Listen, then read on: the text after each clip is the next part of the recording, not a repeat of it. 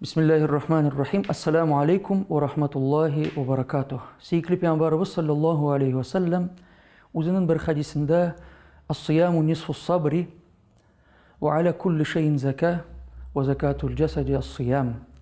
Ураза сабырның яртысы. Әр нәрсенің закаты бар. Тәннің закаты ise ураза дип әйтә. Башка bir хадистә пейғамбарыбыз саллаллаху алейхи ва саллям «Мән сама рамаданын» кем Рамазан айында уразада булса. Икенче риваятта «Мән қама рамаданын» кем Рамазанны қиямда үткәрсә.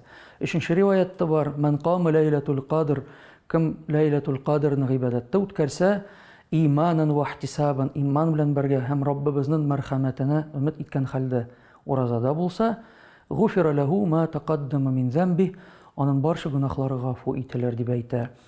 Аллаһ субхана ва тааля тоткан уразаларыбызны, биргән фитр садакаларыбызны кабул итсен, һәм хадистә әйтелгәнчә чипсис таянга тугандай балалар сыман булырга насыйп итсен.